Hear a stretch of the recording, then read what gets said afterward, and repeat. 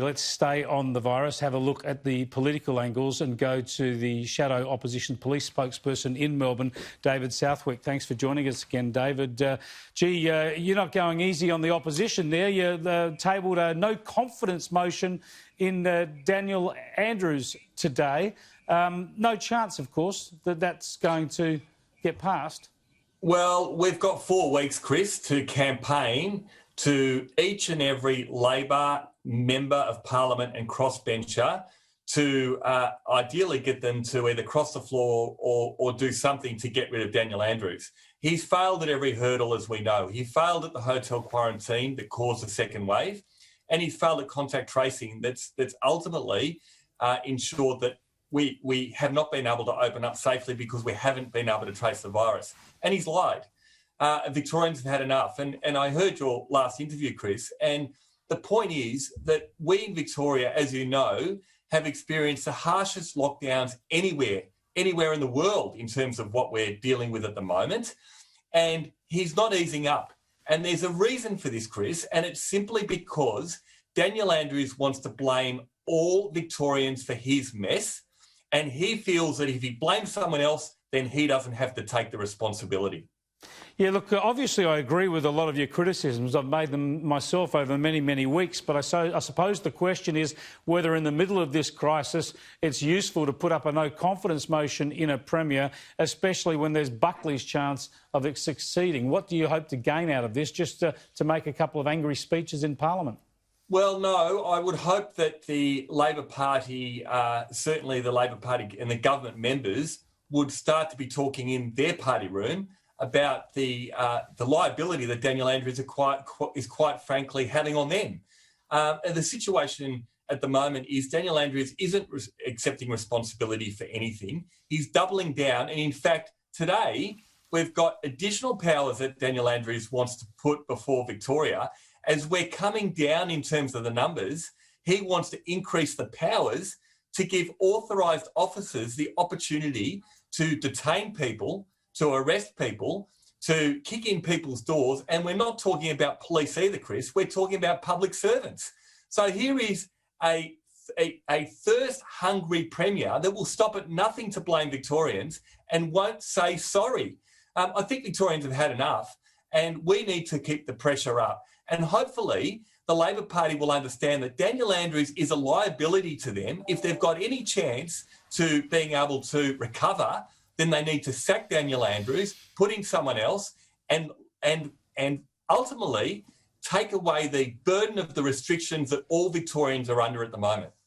I think it's a tragic situation because you can't undo what's been done up until this point. Yeah. But we've heard from Catherine Bennett before. We've also heard from Peter Collignon, professor from ANU, another epidemiologist, infectious diseases expert, and others who have looked at the data, including in Victoria, and said that the level 3 lockdown provisions is where you really started to turn around this infection curve. So this hard lockdown and curfew that Victorians in Melbourne are still suffering under is all superfluous, was all unnecessary. You could have actually turned this infection curve down, might have turned down slightly slower, but you could have done the job without destroying people's communities and livelihoods in this way.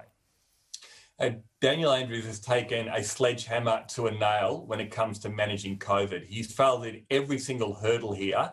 You're absolutely right, Chris. We've spoken about this on numerous occasions, that there's been no consistency with a lot of the laws.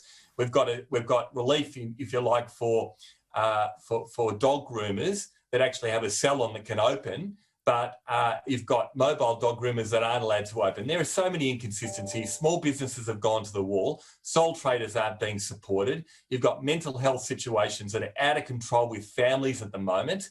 We have a situation in my electorate of Caulfield. The Jewish New Year's coming up on the weekend, and I don't think any time in Victoria's history there's been a situation that those the Jewish community are not able to go to the synagogues, not able to be able to practice their religion, not able to do that with their family and their friends. And it's only in Victoria. Every other state is certainly getting past it. Victoria are getting worse, and Daniel Andrews is doubling down, and we're seeing lives and livelihoods lost, and it's time for Daniel Andrews to take responsibility, and that is why the no confidence motion is very, very important. This guy has to go, and Victorians have had enough. I haven't seen the motion, but does it link to Daniel Andrews' denial to the Parliamentary Committee that he was offered ADF assistance, given we've seen so much contrary evidence to that, including emails at the official inquiry? Yeah, well, we'll have the opportunity to debate the motion in 4 weeks' time, but you're exactly right. There are a series of issues, and you've just raised one with the ADF. We've heard today with the hotel quarantine inquiry, both the former police commissioner and the current commissioner saying that it wasn't police that had